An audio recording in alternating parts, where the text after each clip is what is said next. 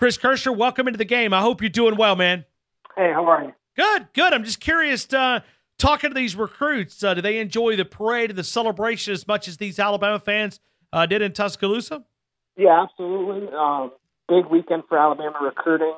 No coincidence that the coaching staff and the recruiting staff at Alabama wanted the majority of its top targets in Tuscaloosa this past weekend because, like you said, the national championship parade was this past weekend. So obviously, the city's buzzing, the campus is buzzing. So you want these top recruits to be in that environment on an official visit weekend. So there's no surprise to see the majority of Alabama's top targets in town this past weekend, and all of them have had a good time.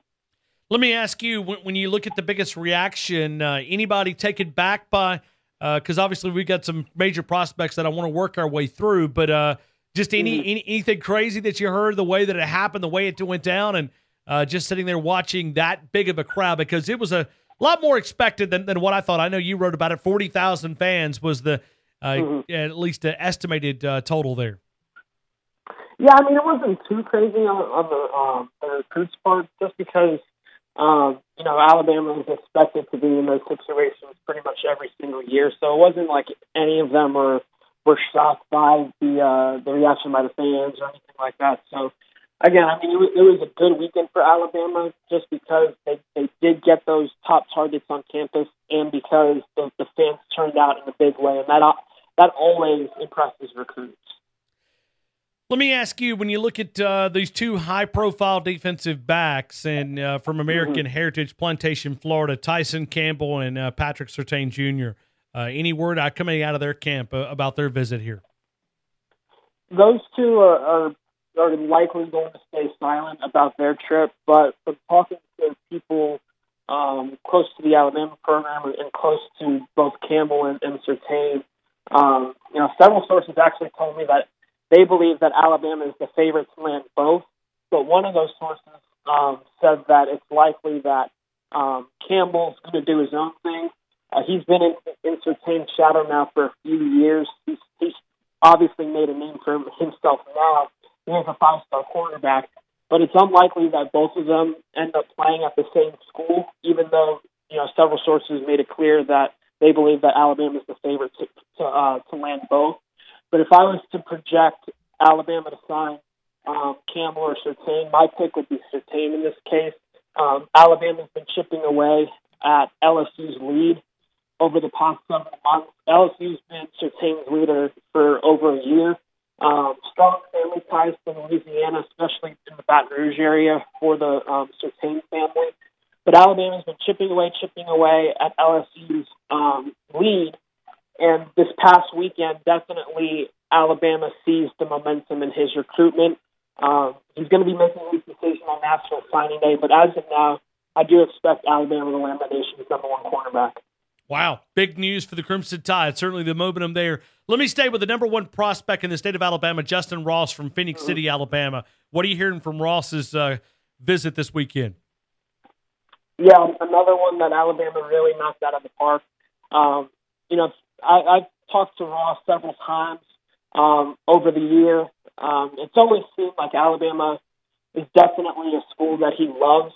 But once he took that visit to Clemson, I believe it was in the spring, it was his first visit to Clemson. He absolutely loved it. He has continued to say that trip was the best visit he's ever taken. But from talking to people in the know, it seems like this weekend for Ross was the most engaged that Ross has been on a visit in Tuscaloosa. Now, he's been to Tuscaloosa so many times over the past few years, and for from the source that I was talking to, it seemed like Ross really, really enjoyed himself. And like Surtain, I do expect Alabama to land Ross when National Signing Day rolls around and when Ross makes his decision. Chris, and I know you reported this on Friday. Tua Tagovailoa was his host this weekend.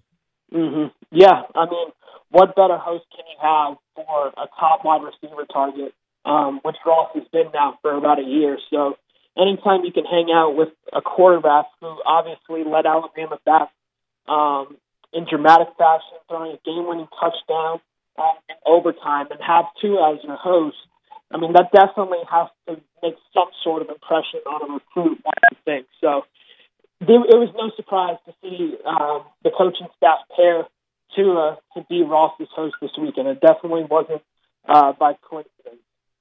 Let me ask you about J.J. Peterson there from Colquitt County. Mm-hmm. Yeah, Peterson is very close to Jeremy Pruitt. He committed to Tennessee without even visiting Knoxville. He actually visited Knoxville for the first time last weekend, but he chose Tennessee mainly because of his relationship with Coach Pruitt. It was always going to be a matter of wherever Pruitt was next season, Peterson was likely going to attend that school. And with Pruitt now in Knoxville as Tennessee's head coach, it's going to be a very, very tough flip for Alabama to pull off. Peterson definitely enjoyed himself in Tuscaloosa this weekend, but I just don't see him winding up with Alabama just because of his strong relationship with Coach Pruitt. Yeah, looking back over this past weekend, obviously there's wide receivers. I mean, what do you think is the number of wide receivers that they'll take? I know that they've got another one, Jacob Copeland coming in this weekend. What is the number of wide receivers you think they're looking to add in this class? Yeah, Alabama would like to add at least 2 more wide receivers. They have one signed in Xavier Williams. Slade Bolden will likely play slot receiver, but he can play multiple positions when spring practice rolls around. So outside of Justin Ross and Jacob Copeland, you also have Jalen Waddle, a 4-star wide receiver out of Texas. So it's Ross, Copeland, and Waddle. Those are the main wide receiver targets this time. Alabama would like to sign 2 of those guys. With Copeland visiting this weekend, you'd have to assume that Alabama is definitely going to, gain ground. I know some people believe that Alabama right now is the favorite for Copeland. So if that is the case, Alabama would definitely, gain momentum with Copeland. And right now, like I said, I think Ross is going to end up choosing Alabama. So I think Alabama gets Ross and one of Copeland or Waddle. When we talk about quarterbacks, James Foster, the dual threat guy, and then Brock Purdy coming in this weekend, which one do you think is the best, more likely to land here in Tuscaloosa? Well, only one of them can commit right now, and that's Brock Purdy.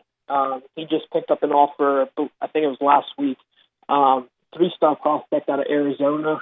Put up some ridiculous stats for his high school, 57 touchdowns through the air, 9 rushing touchdowns, over 4,000 passing yards, over 1,000 rushing yards. It's definitely interesting to see a recruit like that who put up ridiculous numbers and was the Gatorade Player of the Year in the state of Arizona, kind of fly under the radar for the majority of his recruitment. Some schools have definitely started to get in the mix. He took an official visit to Iowa State this past weekend. He'll take a midweek visit to UCF before going to Tuscaloosa this upcoming weekend. But I think by the end of the weekend, Purdy will be Alabama's quarterback commitment in this class. He told me that for the schools that land his commitment, he wants to make his decision on that school's campus. So from talking with him last week, it's very clear that he loves Alabama and he's really looking forward to his visit. So with the schools that are in the mix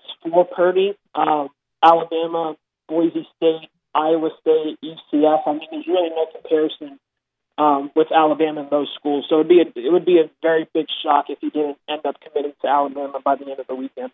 Chris, what are you hearing from a recruiting perspective about the new coaches in Tuscaloosa? Anything enlightening there that you can give us?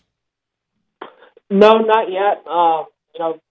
They've been very, very new, so it's not like these recruits who are left on the board have any sort of relationship with the staff.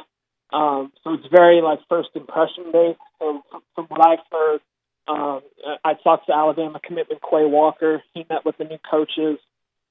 He told me that going into this visit this past weekend, that it didn't feel right, and what he meant by that was that he had a really good relationship with Jeremy Pruitt and Derek Ansley, who are obviously no longer there. And once he met with the new coaches, he definitely felt more comfortable and at ease, which is obviously very important to a lot of these recruits, because these recruits don't want to play for coaches who they don't really know, or they feel like they can't trust them. So it was definitely encouraging to hear that out of Quay Walker in his visit, because out of all of Alabama's commitments, he's definitely been the shakiest as far as his commitment status to Alabama. So we'll see what happens, but the new coaching staff definitely seems to make an impression on him. We're talking to Chris Kirschner right now, SECCountry.com.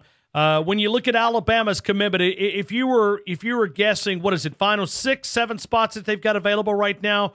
They've got 14 signed letters of intent, 4 hard commitments, 18. They're going to 23. When we talk about numbers, how do you think the match will end down at the end? A couple of wide receivers. I know you've already mentioned that. Where else do you think these numbers will end up at?